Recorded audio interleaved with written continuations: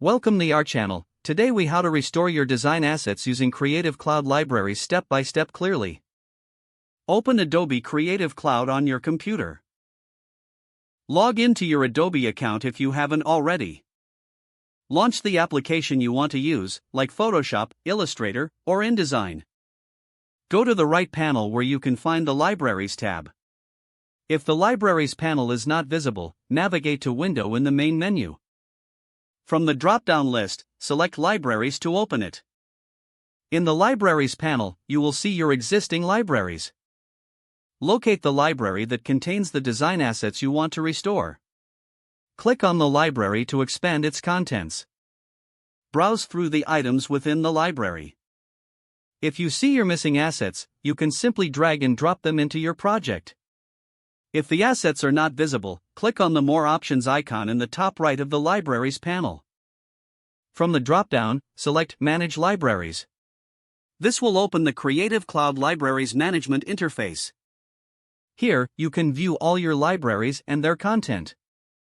You can also check if any of your assets are archived. Click on the library name to refresh its contents. If assets appear grayed out, they may be in need of restoration. To restore, right-click on the asset. Select the option to restore, if available. Once restored, the asset will return to your active library. Drag the restored asset back into your design project. Repeat the process for any other assets you need to restore. Now, you can continue working on your design with all your assets at your fingertips.